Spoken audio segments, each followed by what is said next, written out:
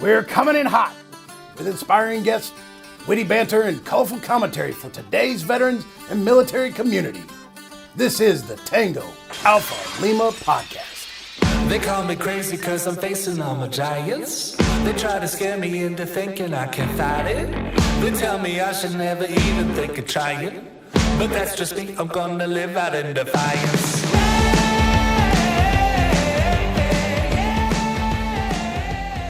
And welcome back to the Tango Alpha Lima experience. Your guides today are myself, Jeff Daly, and that young lady over there, Ashley Marie Gorbulja.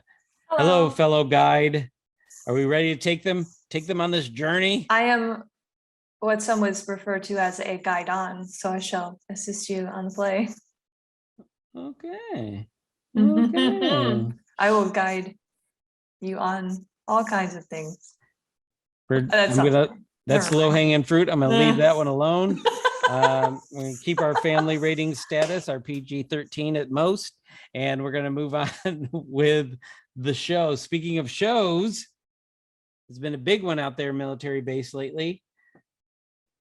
Everybody loves it, right? Everybody, it's universally loved, right? Some would say dangerous. No? Dangerous? Yeah.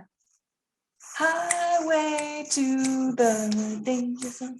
I apologize, ladies and gentlemen. But come on. You have to know that Tango Alpha Lima is innovative. Ashley Marie Gorbulja just invented a new key that you can all sing in now. It's a key that so never mean. existed until this moment. I'm actually not a bad singer. I want to redo.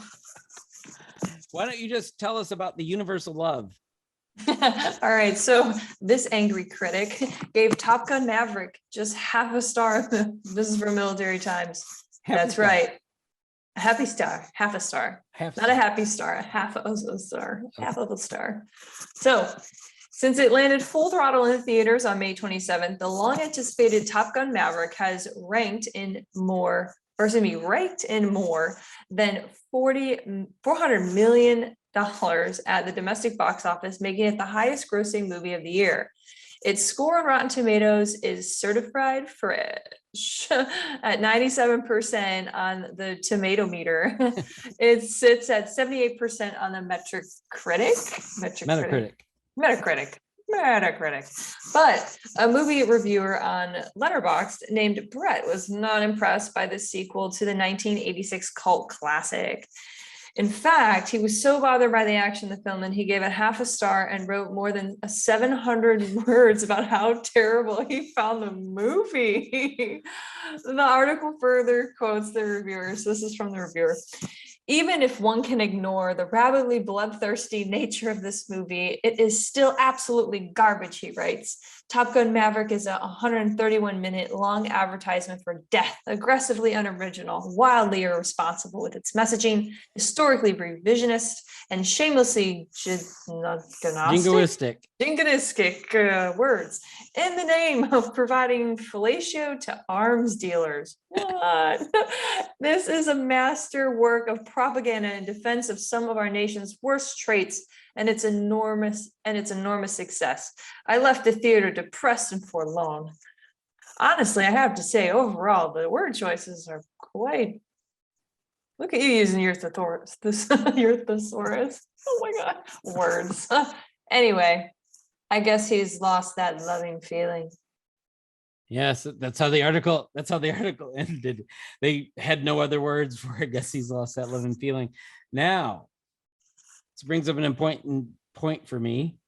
I hate watching military movies with veterans. I do. They will stop, look at the ribbons, say what's out of order, mention errors in uniform. I do. I hate watching it. Doctors don't watch doctor shows and go, I would never put an IV in that way. That's just not what they do. But veterans break down everything. I bet this guy's a veteran. Now, saying that, I'm going to be a hypocrite. Oh. There are some things when watching this movie that I actually liked. It's fun. It's a roller coaster ride. I mean, it's not Shakespeare. These are the things that bothered me, because in third grade, I knew that I could never be a pilot in the military because I was prescribed glasses, and they had a guy in the cockpit with glasses on. That touched me in a way that I don't know if I could ever forgive the movie, because my dreams were killed in third grade. And then there was somebody on that screen that defied the odds, fictionally, of course. They also had a person who would never have made the weight standards. Just saying. And Tom Cruise, his character, if he was in that long and didn't make Admiral, number one, he's way beyond fighter pilot, top level fighter pilot age. And number two, if he had been blocked from promotion that long, he would have been booted out. There's no way he would have been in that position. But I hypocrite enough. The fact is that it was a fun movie. I don't know how this guy broke it down to a half a star.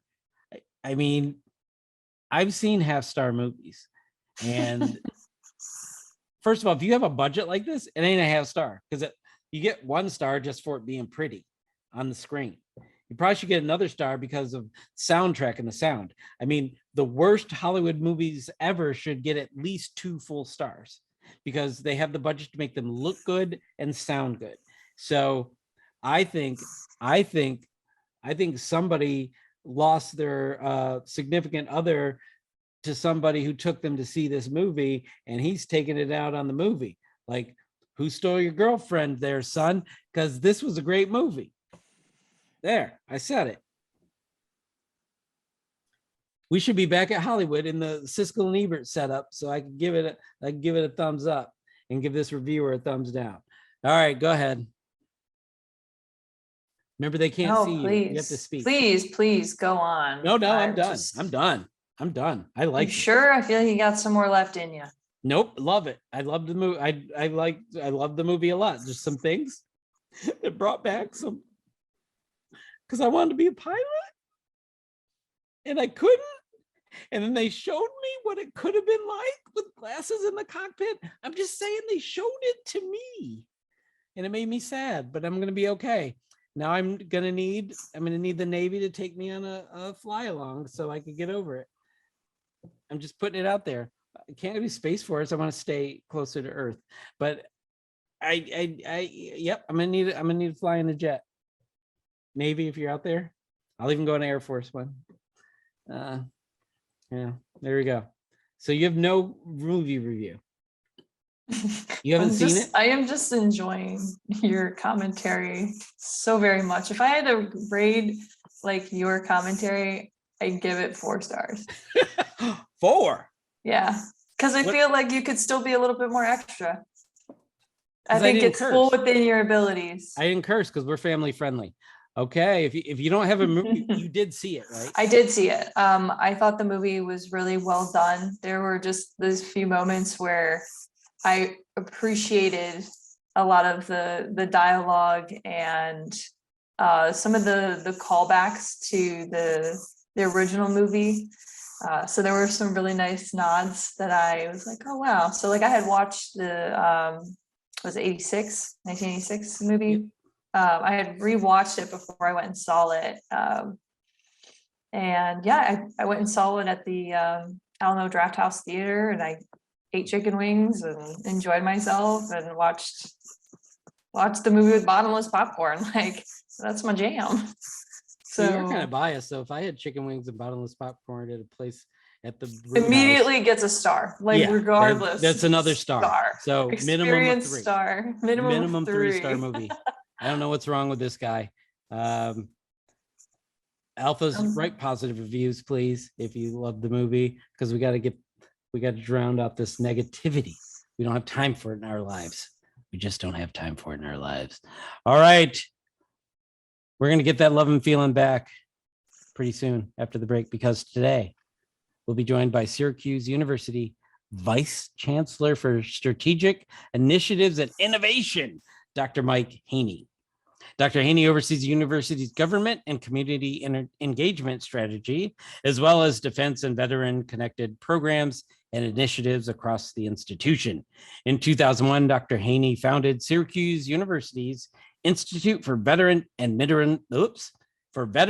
Military Families. IVMF was the nation's first interdisciplinary institute created to inform and advance the policy, economic, and wellness concerns of America's veterans and family.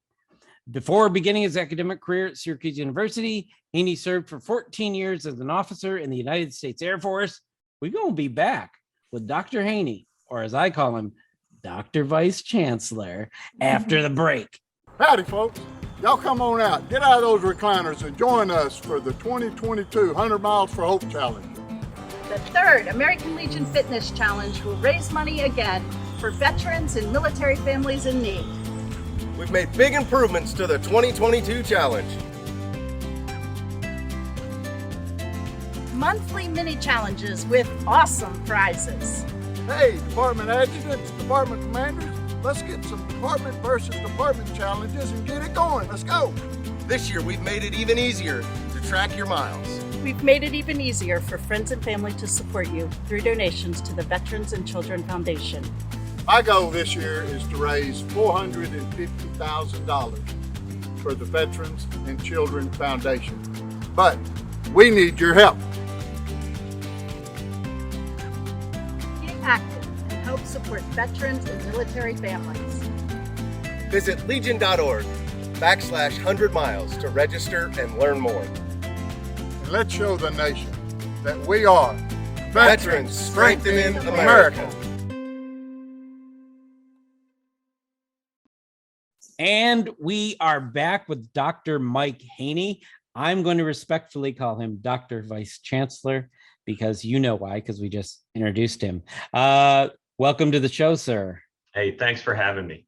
And this will probably be the least academic thing you've ever done in your entire life, but we hope that it is at least fun. I'm Jeff, if you couldn't tell, and my friend over there is Ashley Marie Gorbulja, which Thanks, is tough You're to always say. so sweet. Always so sweet with intros. You're just It's so tough to nice. say, but her name's complicated. Her personality is very simple. No, I'm gonna come through that. I'm gonna come through the screen. I'm gonna just introduce yourself to the Dr. Vice Chancellor. Hi, I'm Ashley. Nice to meet you, Mike. Great to meet you too, Ashley. Thanks for being on the show. Welcome. So as we typically do this, Ashley gets the first question. She's always cutting in line because I always want to start, and then she goes. But so why Ashley, don't you start? Why don't you start, bud? No. You sure? Yeah. See, I don't want to. You can't use this against me later because I offered. As you said before the show, no promises. All right, Ashley, what's your first question? All right. So, Mike, you're incredibly impressive. I mean, from, the founding of the Syracuse University Institute of Veterans and Military Families, or IVMF. It's the nation's first interdisciplinary institute created to inform and advance policy, economic, and wellness concerns for American veterans and families. As a former someone who has run a veteran program on a community college campus and also at a university level, who is a part of Student Veterans of America, I just graduated with my second master's. Congrats. Your school, thank you. Your school is the mammoth, like the giant in best practice for our transitioning military and veterans and for military families in general. And I was hoping you could just lead off with telling us more about your work at Syracuse University and how this kind of got started, and Sure. just kind of give us the time lapse of that journey. Sure. I'll try to give you the short version of what's a pretty long story. Yeah. But when I got out of the military myself, I was an Air Force officer. When I got out, ironically, I came to Syracuse University as a business school professor with no intention of having anything to do with veterans, the military. I just wanted to be a college professor. And I think when I got here, so this was all the way back in 2006, 2007, candidly, I thought I made the biggest mistake of my life 3 weeks into my first civilian job. And I realized over time what I was really sort of grieving for, if you will, is I missed the service part of the military. I missed being part of something bigger. And I had a small idea back in 2007 to, here I was, a veteran and an entrepreneurship professor, and why don't we create a program to bring traumatically injured veterans and service members to the university and help them become small business owners? That was what I could do. Veterans have been over-indexed to business ownership in this country all the way back to World War II. So here was an opportunity for me to stay connected to the only professional community I had known to that point in my life. And so we launched a program called the Entrepreneurship Bootcamp for Veterans with Disabilities. And it was just going to be my thing, something that was meaningful to me. And that program had much greater impact, I think, than any of us thought. And one of those unexpected impacts was we had other universities from around the country take notice of what we did and reach out and say, can we be part of this too? So we expanded that program the next year, initially to UCLA, Texas A&M, and Florida State, and then the next year to Purdue and LSU, and then to UConn and St. Joe's. And but for me, that was sort of an opportunity recognition moment, a little light bulb. And in higher ed, we tend to think about what we do, the outcome ultimately being a degree. And here was an opportunity to sort of repurpose the intellectual capital in higher education to have an immediate impact on someone's life, different from a degree, but essentially to provide a transition intervention, if you will. And that light bulb led to us then creating another program in partnership with the SBA for women veterans, specifically called BWISE, Veteran Women Igniting the Spirit of Entrepreneurship. And all of this, and this is the very condensed version, believe it or not, all of this it takes me to 2011. And I was at that point pretty dissatisfied with the extent to which higher education as a community was really meaningfully engaged in the social, economic, wellness concerns of veterans and their families. On one hand, you had corporate America, I think, really stepping up in a way that we hadn't seen since World War II, creating, employment programs and coalitions of companies around sort of the veterans employment challenge. You didn't have the same thing in higher education. And particularly, I was really surprised to learn that nowhere in US higher education did there exist an academic institute focused on veterans and military connected families. So I said, why not Syracuse University? And we have this remarkable post-World War II history that really is unique in the United States. We were a school prior to World War II that was really a regional liberal arts college. We never had an enrollment more than about 4,000 students. And our World War II chancellor was a guy named Tully, and he was tight with President Roosevelt, and he was actually part of the group that included the Legion, but also a group of university presidents from around the country that were challenged by President Roosevelt to say, what do we do with 12.5 million returning World War II veterans? And out of that came the original GI Bill. And what our World War II chancellor did was he wrote a one-page letter in military format. It said, from Syracuse University to returning veterans, subject to your future. And in that one-page letter, he invited admission to any returning World War II veteran that wanted to earn a college degree, even if you hadn't finished high school.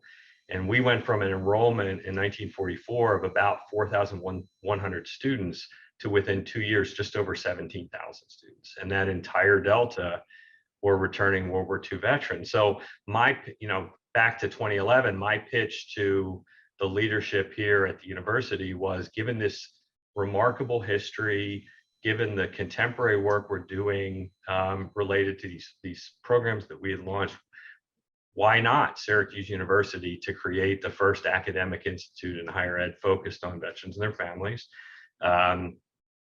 We needed a little help getting it off the ground, because the way higher ed works is you can have a good idea, but if there's no money to fund it, it doesn't get off the ground. And, so we were fortunate. I would argue I didn't know any better. I was still pretty naive at the time. And I leveraged a relationship that our university had with JPMorgan Chase to get myself a 10-minute meeting with the chief operating officer at JPMorgan Chase. And I said, you should help us create this institute. And JP Morgan Chase wrote a pretty remarkable check back in 2011 to help found the Institute for Veterans and Military Families. And since then, it's been certainly an entrepreneurial journey. When we launched the Institute in 2011, there were, the Institute was 3 of us and a student, and we were running programs for veterans and military family members that maybe served 600-800 folks a year. Fast forward to today, and the Institute is just over 100 full-time staff running programs on 68 U.S. military installations and military installations in 8 countries overseas, all around transition. We'll probably put somewhere between 24 and 26,000 transitioning service members and veterans through that portfolio of programs that we run just this year. So it's been a pretty remarkable entrepreneurial journey, and really has had such a positive impact on this university, changing really the culture around today's, aside from our institute's work, today 6% of the enrolled student population at Syracuse University, of the 25,000 students or so, are military connected students, either student veterans, military kids using GI Bill here, or our active duty guard reserve military. And that is a sea change from what it was 7-8 years ago. So maybe I'll stop there. I think we call that the Air Force version of a short briefing. Hey, I could have whipped out some PowerPoint slides, then it would have been really an Air Force briefing, right? Well, we're going to come back to Ashley, but I have we have this thing we call rapid fire, and I'm gonna throw some stuff out at you. Okay. So we just did a series on transitioning from military to civilian, and there's a lot of people reimagining the TAP. If you were put in charge today of fixing TAP, what would you do?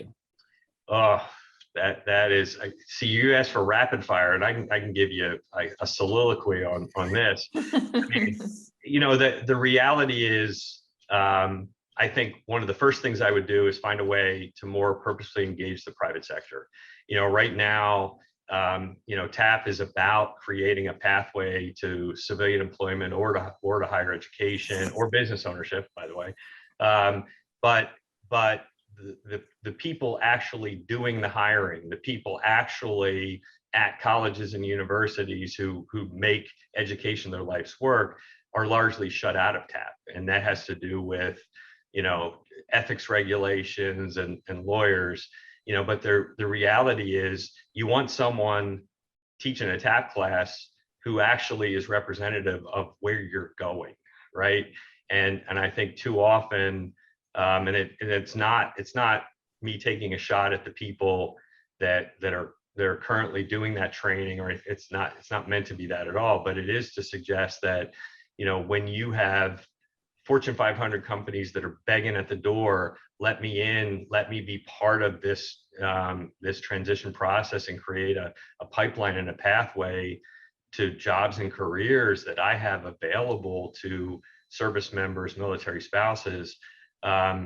We have to find a way to crack that door open more meaningfully than it is now. I think that's the first answer, probably several I could give you, but I'll stop there.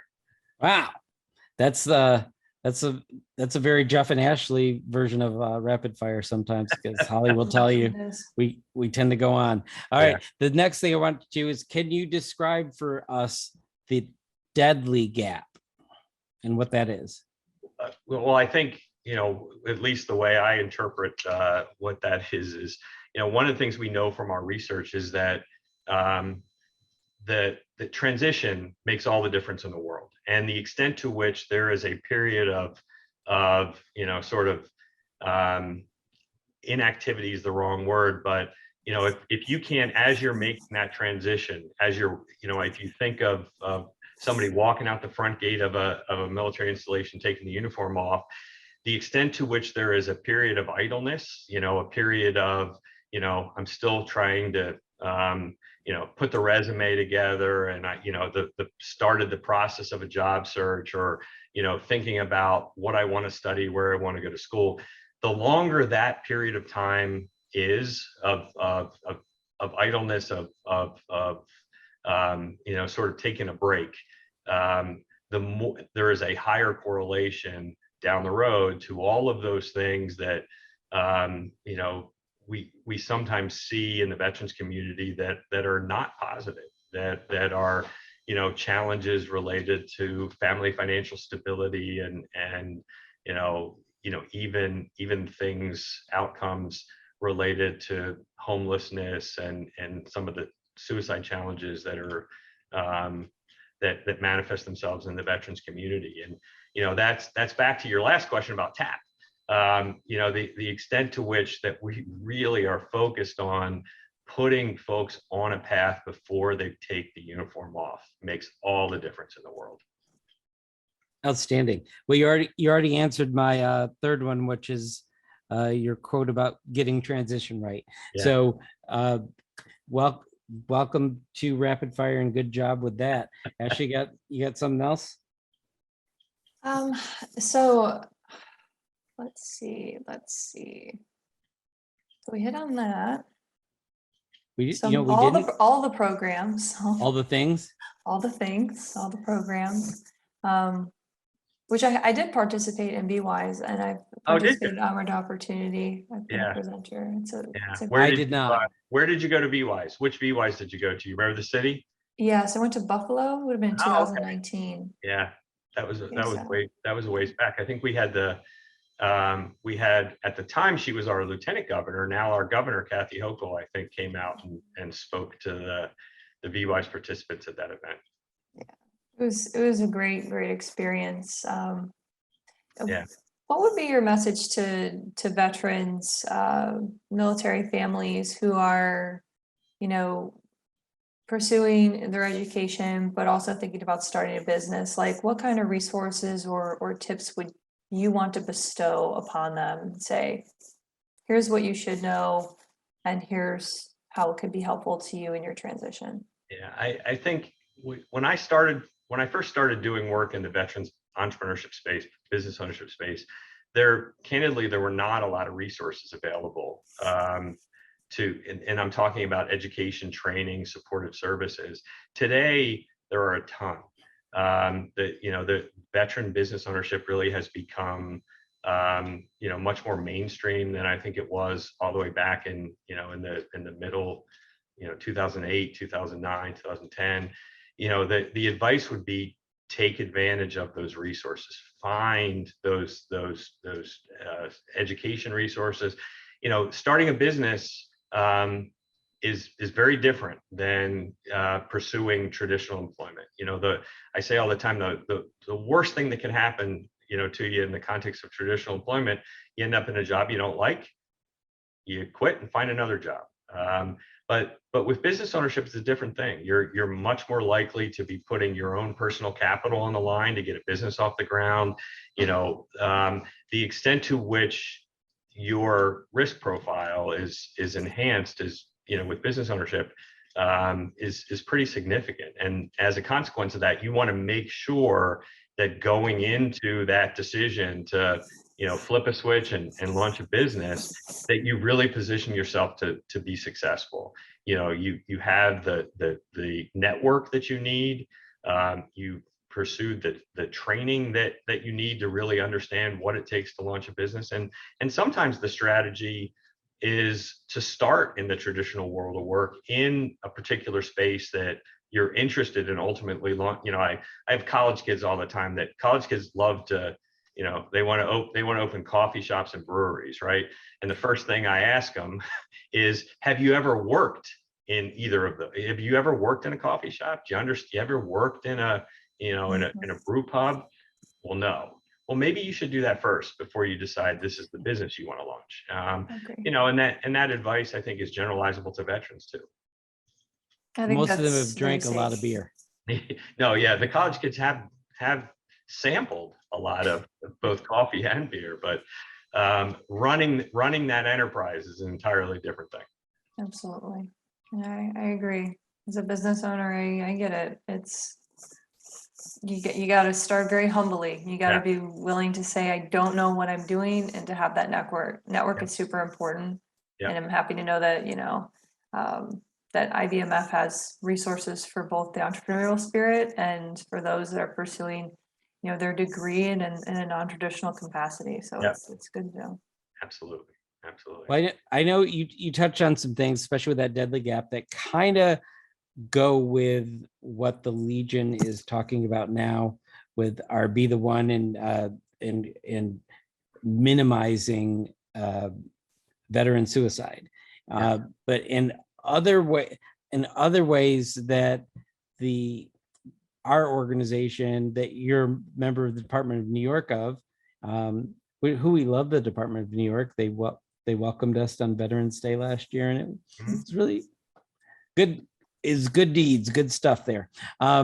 So have you worked with the American Legion, and what would you say to someone out in a post somewhere about if there's no Syracuse everywhere, what would you say to them to get some of these benefits? And so I would say, there's a few different ways I can answer that question. One, I want to tackle something you said so all the programs that we run here at Syracuse are accessible and available to any veteran in the United States. These are not programs for the Institute. We sort of describe the Institute as our national outreach entity, meaning, Ashley mentioned she participated in our VWise program, our Onward to Opportunity program. That's our credentialing and certification program. That offers 50 different learning tracks right now that all lead to a different civilian credential or certification. All of those programs are available to any U.S. veteran and can be accessible. We run a lot of, like Onward to Opportunity, we operated in person on 60 some military installations, but it's also accessible entirely online. So you don't have to be in Syracuse, New York, or on one of those military installations to access any of these programs. I also buried the headline a little bit. All of our programs are free. So wait, stop. We need to repeat that. Yeah. So when we founded the Institute, for me, it was very important that we in terms of the programmatic work the Institute does, that we have no financial barrier to access to any veteran. Whether they can afford it or not is irrelevant to us. So the economic model, if you will, of our Institute is we rely on gifts and philanthropy and corporate partnerships to fund all the programs on behalf of veterans. So everything we do is free. So there really isn't a barrier to both access or affordability for. Now, it's a different thing if you want to come, earn a degree at Syracuse University. Yeah, we do. That's a different thing. But all the Institute's programs are entirely free.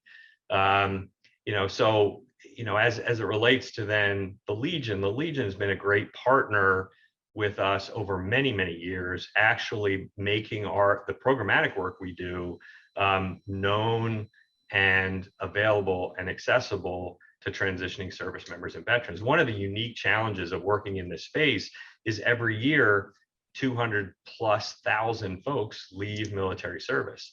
So you have to continually it's like this constant information campaign that has to continue to make the new entrance to the veterans community, meaning those service members that are taking the uniform off, and you have to make yourself known. If you every year we do a big national study of veterans and military families, and it's fascinating to me.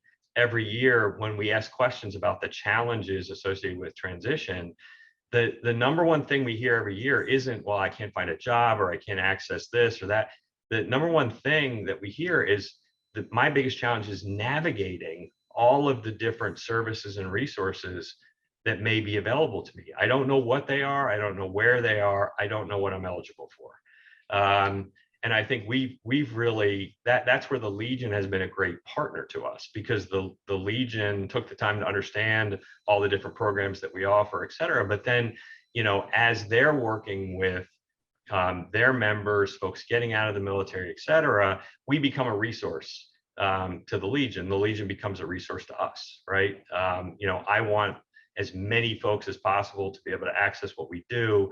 The Legion wants to be able to support those, those leaving service, its members, but none of us can be all things to all people. And that's why I think, if we think about, I almost look at the veterans community as a supply chain, if you want to use and we all have different, we all sort of sit at different points in this supply chain, ultimately with the goal being, to help a veteran realize whatever aspiration they have, whether it's a college degree or a job or a career. I think, the IVMF, the Institute here at Syracuse, and the Legion are two key rungs, if you will, in that supply chain that are mutually dependent. That's and I do think our relationship with members could be a big thing. I'm just now thinking about how every post has a service officer. That their purpose is on the post level is to, refer out, redirect traffic. They don't actually do any of the services because they have been trained in that. And I'm just now thinking about this because I think one of our avenues to growth is personal development, is pushing and offering that, because that's a lot of the faster growing ones that are small now are into doing things and providing something, because we're out of the military now, but we need to function out of the military. We still have, we do really good at the continued service aspect of it. We do really good at the camaraderie aspect of it. We do really good at kind of emulating that structure, albeit way looser, that we have in the military, but we're not doing as strong of work in preparing people for existing in this civilian. I mean, they exist, but are they thriving and leading and innovating and just being the superheroes that we want them to be? And I think your program is not just a template, because a template would mean we would have to redo it. It's there to be used. And for those who stayed to the end of class, they got to learn that they can access these things for free. Which is why you should always stay to the end of class, my friends. There's some things come up at the end. So I want to thank you for that information. I don't know, Ashley, do you want to go out with something? Something you've been dying to know? I just had a comment. As someone who has been involved with Student Veterans of America for a very long time, I know that is a really critical component, and you have a very robust chapter at IVMF. I know that you send students to go to their conference in January almost every year, for the exception of everything happening with the pandemic the past few years. And I just want to say kudos for providing those opportunities for student veterans. As we are non-traditional, we have different needs, and being able to meet like-minded folks from across the country who are in leadership capacity is so important. And I know Jeff and I had an opportunity to be in Orlando earlier this year, January, to meet some of those amazing students from both IVMF and from all over the country. And one of our biggest takeaways, and I know that I had an opportunity to do a presentation, was utilizing the American Legion as a stepping stone, right? To your point, we've talked about resources, we've talked about that interwoven partnership and how we can continue to utilize at our posts in our state in different levels to help student veterans, but also partner with both SVA chapters and the university and college systems in our respected states. It's so important. And being able to see that model perpetuated through IVMF is so important. And I challenge all of our alphas out there, our American Legion members, is to get in touch with their college and university and form those partnerships, because we can create more opportunities and more pathways, and even in a local approach for employment. And you know, that again, this is more of a comment, but as, you know, as a student veteran and really watching both from this many roles I've worn over the years, I've always looked up to IVMF and the work that you have been doing, Mike. Like I've been following you on LinkedIn for a very long time, like super nerd alert, but it's like the work that's being done there and what the American Legion can do to help veterans and their military families is endless. And I do believe that there is this natural stepping stone for continued service, both during it, like before, during, and after your education. And we never stop learning, and being able to have that continued camaraderie and community is critical. And you've providing that at a key, you know, pivot point for a lot of people who are unsure what tomorrow looks like. And I always like to think that the American Legion is like, we're here for the long haul, and, you know, we're willing to support and get people from A, B, all the way to Z. So it's nice to know that like we have folks like yourself who are trailblazing, who are veterans, who understand the name of the game and are willing to create the resources, the tools, and take the time to understand our community. So on behalf of the American Legion, I just want to say thank you for your continued work, for your team, everything that you've been able to accomplish. But it's incredibly important that we recognize that and admire it, right? Yeah. Well, So, thank you very much for that. I appreciate it.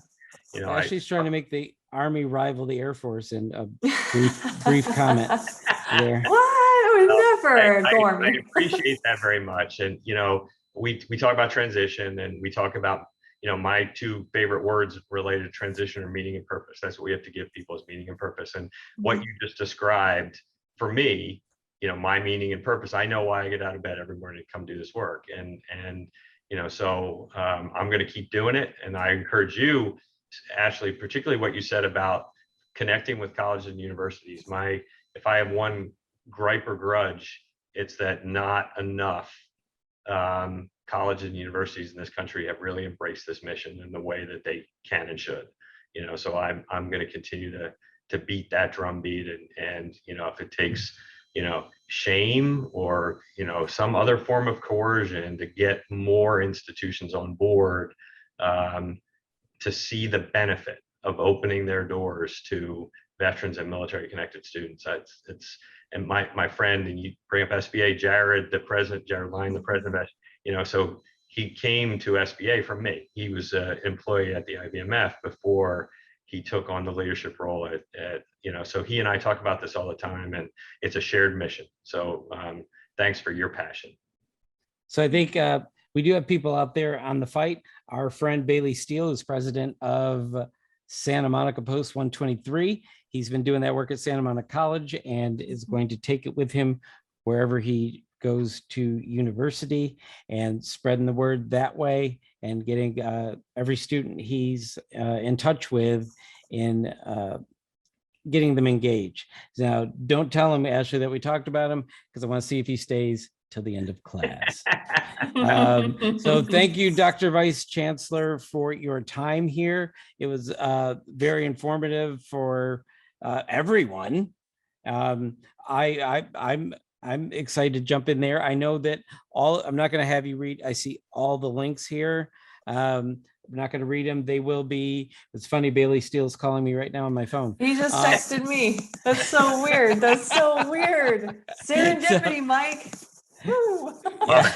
So she will have all of your links and everything available. And if you ever want to get something out, to, you know, the dozens of listeners we have, if you want to engage the army of alphas out there that we have, let us know whatever you have, and we will get it. We will get the word out, because like you said, you have the constant challenge of getting that information out. Yep. I didn't know what the IVMF was. I did take something at USC. It was on entrepreneurship and making a business plan. I actually have a certificate that says USC on it. Yeah, I'm pretty happy about that. I still don't like them in football. Go Blue, Michigan. So thanks again. It was great having you on here. And we'll probably should have you back at some point because you have so much to say. So alphas, the Dr. Vice Chancellor is going to go back to doing the good work that he does all over the world. I need you to sit tight, listen to the break, and come back so we can talk about him without him being here. It's going to be good fun, and we will see you after the break. Selfless service. The American Legion celebrates all who contribute to something larger than themselves. And inspires others to serve and strengthen America. We are veterans strengthening America. We are the American Legion.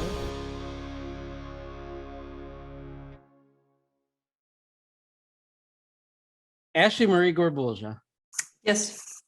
That was a man with a lot of education, probably reads at least as much as you do. If not more. You think He he is reads more more? published. Yeah. You think you're, huh? Did you not read his whole bio? He's got like published stuff. He's got Reading his bio is like reading a book. accolades. I know. It was reading a book, which is why I know you got halfway through it. Yeah. So what I mean, Thank you for thinking I got halfway, because see, I'm giving you at least half stars today. Kind of day. careful of that mic dancing. Remember the microphone? So what'd you think of Dr. Vice Chancellor? I mean, Dr. Haynie. Dr. Haynie. Very impressive. I've been following him for a while now. And it's so nice to actually be able to have like a one-on-one conversation and just kind of hear from him. I'm kind of geeking out. I mean, you know, my background, I mean, I'm like a chronic student. I'm starting to look at doctorate programs now. I just finished a second master's. I'm 4 degrees debt free. I've worked at a college and a university. I was a work study at Student Veterans of America, longtime member and alumni. What did you think about what he said? But what he said, everything he said resonates with me, and like my whole like mission and purpose, right? And it translates into my American Legion continued service model and desires, right? So everything that he said is just so important about transition and understanding resources and tools. So yeah, I was kind of geeking out. All right, I'm gonna need you to reload. You know why? You know why? Oh, it's rapid fire time. Oh, You announced it for me, so I didn't have to. We have some good stuff today. Some of it's going to be rapid. Hopefully most of it is, because we had a very long and well done interview, and we got to get the people back to talking about it, because we start conversations. All right, rapid fire number 1.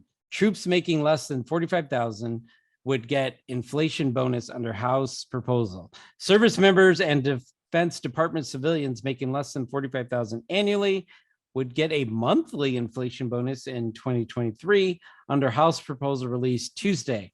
The proposed bonus of 2.4% was floated by Representative Jared Golden, Democrat Maine, as part of a proposed amendment to the $802 billion annual defense policy bill being hammered out by Congress.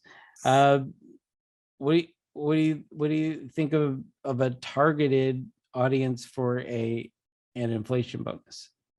I think it's important that we look at like equity, especially with the market currently as it is. Typically, military pay is relatively lower than most. It's highly stressful, jobs, and they're not paid as much or as well as people think. I think people kind of just think like, oh, generals, or you're a private, but like the pay gap is very different depending on how many years you've been in, and that equates to your benefits and a bunch of other stuff, right? So for service members who are making less than $45,000, comparable to, of course, wherever they're living, their adjusted basic housing, I think it's important that we take a look at that to ensure that there's equitable, there aren't any large gaps, right? No. Like we want to. So what you're saying is these lower paid people are more impacted by inflation than higher paid people. Therefore, a little survivability bonus might be due. Now, rapid fire number pew pew 2.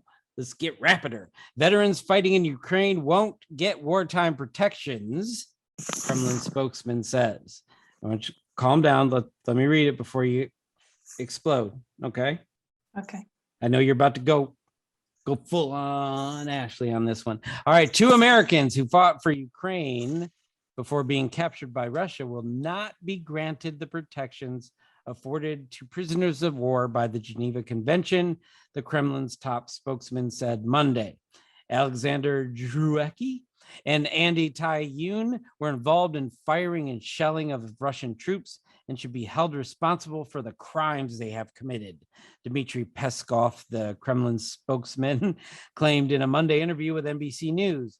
The Geneva Conventions protect prisoners of war from torture, summary execution, and prosecution for fighting in a war.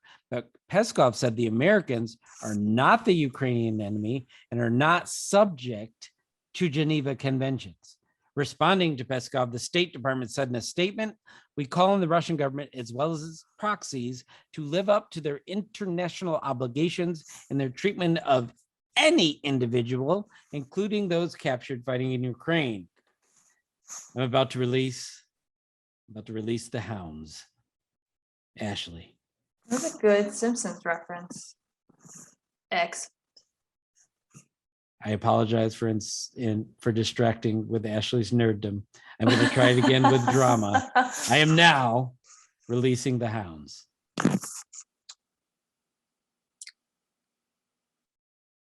They can't see you. I know they can't see me. I know. I know. Should Geneva Convention apply to these young fellows? Yeah, they should. All right. So this they should. Now I will say, the Russians kind of warned of this. So if you're not really into being tortured, summarily executed, or prosecuted for fighting in a war, consider that before you go over there. But you're not going to stop a veteran from doing what they think is right. So they're probably going to go over there. The Geneva Convention should clearly be enforced, and if they do anything outside of it to American citizens, because they're not service people right now, they're citizens, then we should add that to their war crimes list. There, I think that's the case, and I would have this Peskov joker from the Kremlin on the show, and we could tell him about it. We could tell him about it to his face, because I think it's. I'd love to hear him justifying torture, just because he doesn't have the Geneva Convention making him not torture people. So that's my take on that. I knew we were going to go a little long, so I didn't do a rapid fire pew pew pew 3. So we're going to go right into Ashley. Okie dokie, oakley dokley. We'll get another Simpsons reference in there. All right. Again, I apologize for Crushing awakening it the today. nerd. Okay. Anyway, so don't forget to subscribe to the Tango Alpha Lima podcast on YouTube, Apple Podcasts, Spotify, or wherever you consume your podcasts. Please leave us a review and give us a big old 5-star ratings. No half-star ratings, folks, please. No. All 5 stars, all day. So the world knows how much you love us. And if you have a guest recommendation, please go to legion.org/Tango Alpha Lima and click on the suggest a guest link. We would love to hear from you, the veteran military community, and everyone else. Why not? More the merrier. Let's do it. You know who we care most about? It's Yourself. the alphas. I'm going to need you again. I'm going to call you to arms. I want you. Why is she saying leather? Why'd you? Oh, she has leather written at the top. Join the Alpha Army. Join the Alpha Army. Join the Alpha Corps. We're working on it. You could we're thinking of little taglines out there, ladies and gentlemen. We could have the Alpha Army, the Alpha Corps, the Alpha Force, which would work for 2 of them, the Alpha Guard, which would work for 1 more, and Alpha Navy. I'm gonna come up with something else. Somebody come up with something for the Navy that's quick and catchy and send it to us.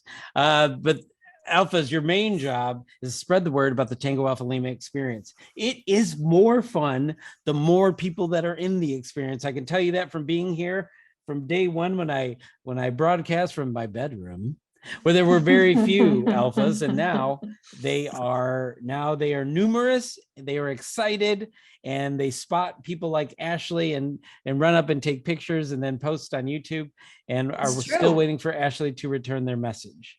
I am so sorry, Cindy. I gotta do it. I'm so sorry. I'm so bad on social media right now. Yeah, but she's going to get to it because I scolded her earlier and I just called her out here. So now she's going to respond to you on the YouTubes. And so Alphas, thank you so much. And with that, I'm going to declare, I'm scrolling. Holly hates this. It's episode 3. It's season 3, episode 115. And we are mission complete.